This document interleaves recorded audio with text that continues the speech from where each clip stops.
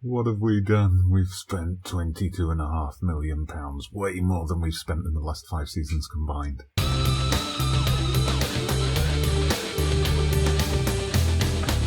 So, hello there everybody, welcome back to the channel. Dodgy Gamer here, bringing you episode 47 of Andorra, the double challenge in which I take charge of the club, FC Andorra, and the nation of Andorra, and try to take them both down the road to glory. And we finally reached the promised land. It's the start of our 6th season in this save, and we've made it to La Liga, promoted last season in 2nd place, and we've splashed the cash. So there's quite a transfer saga here, like we had last season. It's not over yet. We see we're on the 24th of August, so there's still a week of the transfer window left. But just to talk you through what's been going on so far in our mission to build a squad capable of survival in La Liga.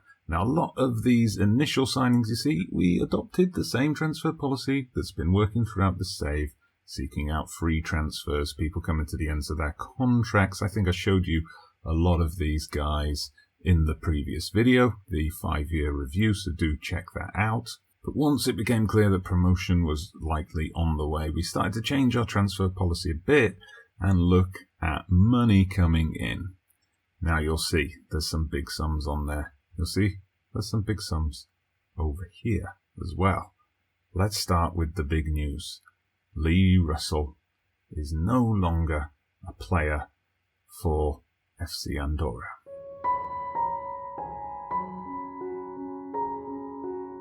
Also brought in another striker, Lee Russell, 18-year-old English player, currently on 3.5 stars, and he has the potential to be a leading star.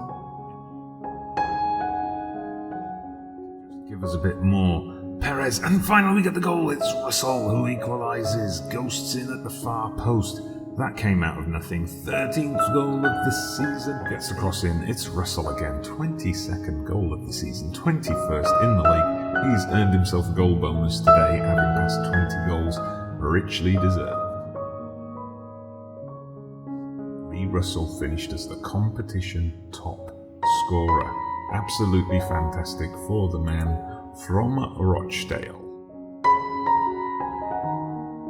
Of course, it was Lee Russell who got the fans player of the season.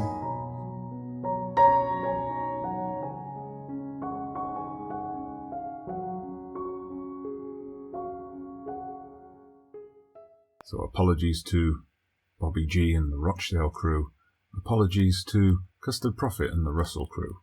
He's left us for West Ham, so I'm sure Bad Jokes Gaming will be loving it.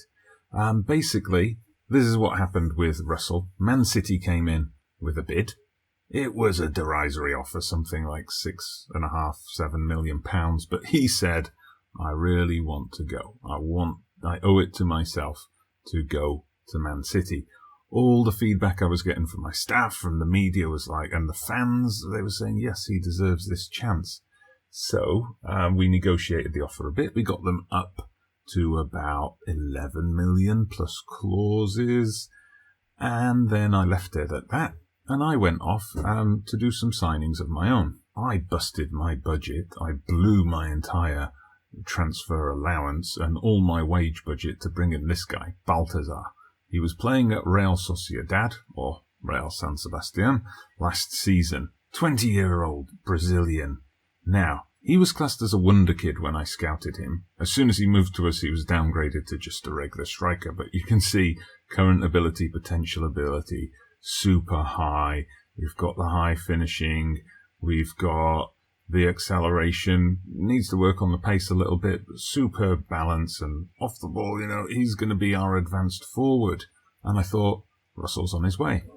But the Russell contract talks dragged on, and we delayed this transfer a couple of times, and I knew I couldn't delay it again without it being cancelled. So we decided to bite the bullet, and we adjusted the budgets to allow him to come in, but that exhausted our transfer budget and it maxed out our wage budget. And then, of course, what happened?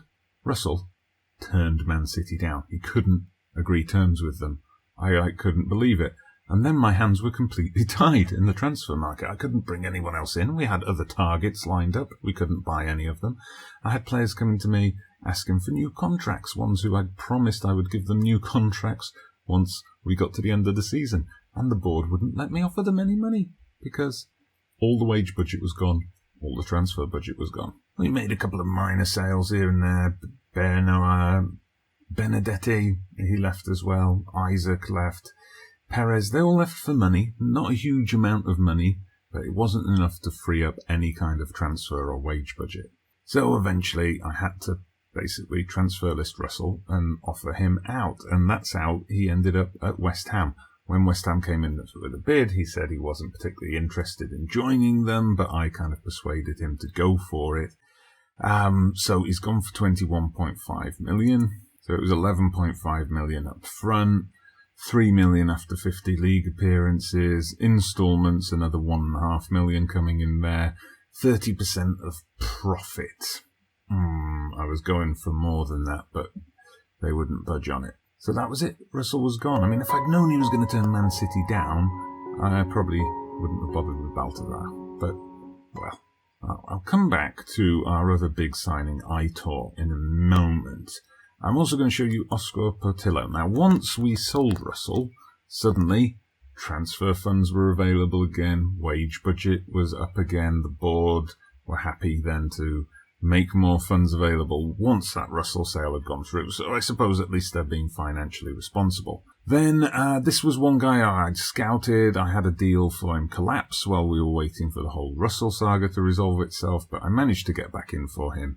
Oscar Portillo. Central midfielder we signed from River Plate in Argentina. He's another one who was described as a wonder kid in the scout reports and was immediately not described as a wonder kid once he put pen to paper. But very impressive physical stats here. Look at that, 192 centimetres. Maybe I should retrain him as a target man, although his heading's not the best. Lots of room to develop as well, potential to be a real star player. Now, there are other guys here I haven't mentioned. Some of them have gone out on loan already. Others are going to be bit part players. We'll get to know them as the season goes on. One final piece of business we concluded more recently. Bruno is a player who was on offer from Barcelona. I was interested in him mainly because he can play either right defence or central defence, so that gives us a lot more depth. He's got the ability to improve. But then we come to just that little bit where the board just had to mess things up. Aitor. Now, we had the whole saga with the board last year, going over my head for Vukotic. This season, I was fairly happy with them. You know, they've sanctioned a couple of transfers coming in, and you know they didn't go over my head for the Russell transfer. They let me negotiate that deal, so I was fairly happy with the board. Now, Aitor, this guy came up, another one who was described as a wonder kid. And the opportunity to sign him came up while the whole Russell saga was going on. So I had the option there to speak to the board. I'd already agreed a fee, 1.6 million, absolute bargain. But I couldn't negotiate a contract. I knew when I tried to negotiate a contract they were going to limit me to something ridiculous like £500 a week. So I had the option to interact with the board. And I spoke to the chairman and I said, can you conclude this transfer for me? This guy's going to be potentially a key player in our future. He said, yep, I like the look of this guy. You've negotiated a decent transfer fee. We will take care of the contract negotiations. And I thought, great. They gave him a contract of almost £30,000 a week. This is a player who's very good, but he's not reached his potential yet. The potential's there. He's not there yet. £30,000 a week. Now, just to put that in some context, they offered him £30,000 a week. The next highest paid player is Portillo, who I signed on £12,500 a week. Less than half. Balthazar came in at £8,000 a week. Got someone like Perez on £5,000 a week. So this is a situation where we've got no money, we've exhausted the transfer budget, the wage budget's maxed out. I asked the board to conclude a deal for me, and that's what they offer. Wow. And then, of course, he got injured straight away in training.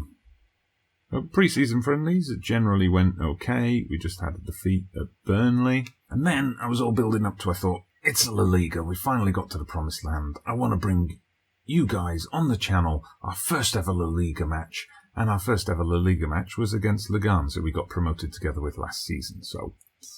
And disappointingly, we lost 1-0. Now, this was a game that we should have won. We were the better team. It was a game we needed to win because against the likes of Legans and Eibar, who got promoted with us, or recently promoted teams like Tenerife and Malaga, those are the teams where we've got to go and win matches if we want to stay up.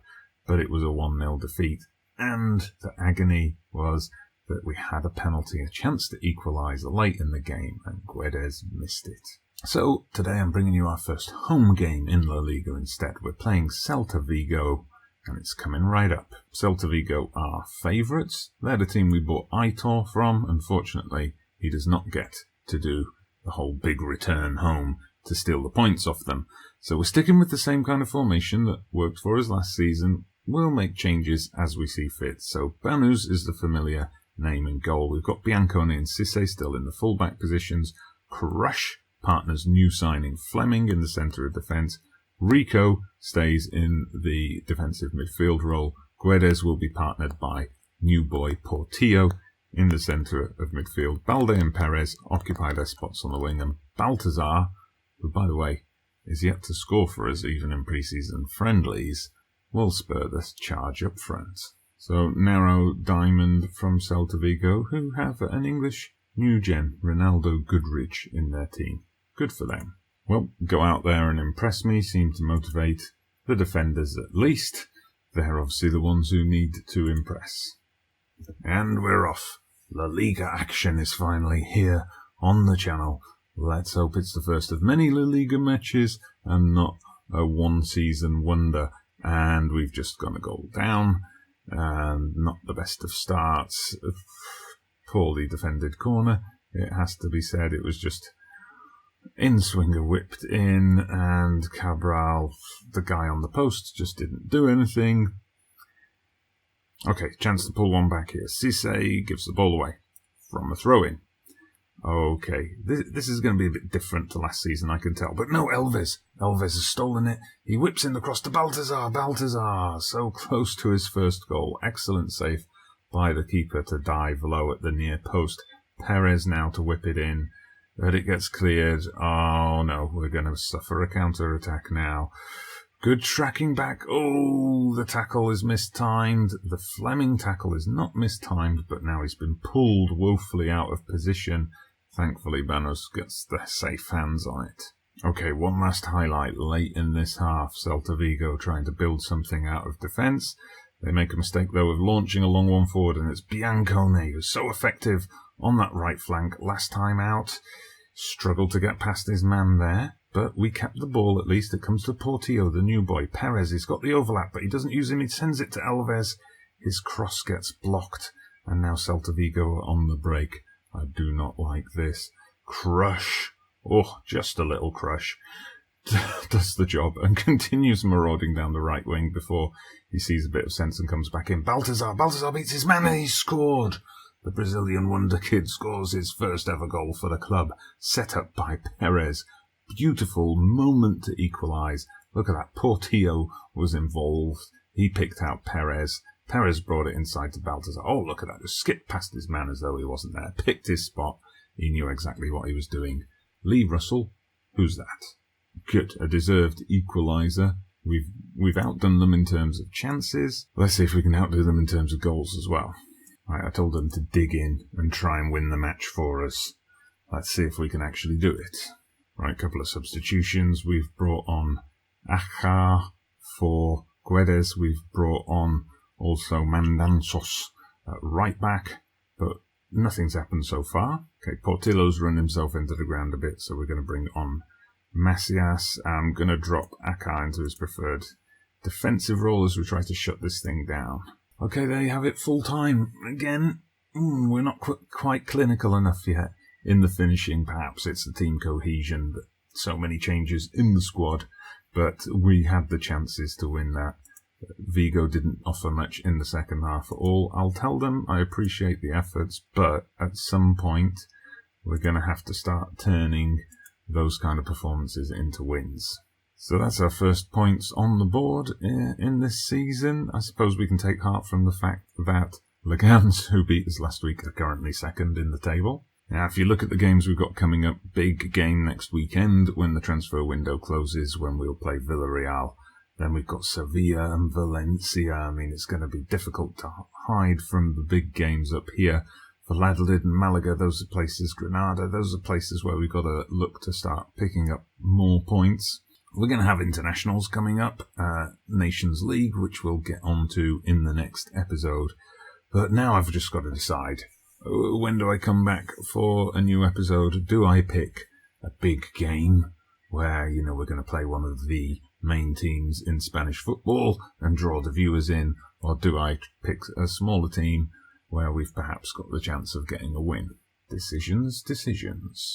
Oh, and by the way, I forgot to show you this at the start, but despite all that transfer spending, we've still got £11 million in the bank, and we still got £4.5 million of our transfer budget left to spend. So there you go. New signings, new look to the squad. You've seen our first home game in La Liga. What do you think now of our survival chances? Personally, I'm not so sure. Anyway, thank you very much for watching. It's been a pleasure, as always, and thank you for getting us past 500 subscribers. That was a milestone that ticked over just before I recorded this episode. Very happy to join the 500 club. I'm Dodgy Gamer. Thank you very much for watching. Hit that like button, subscribe to the channel if you haven't done so already, and I'll see you again soon.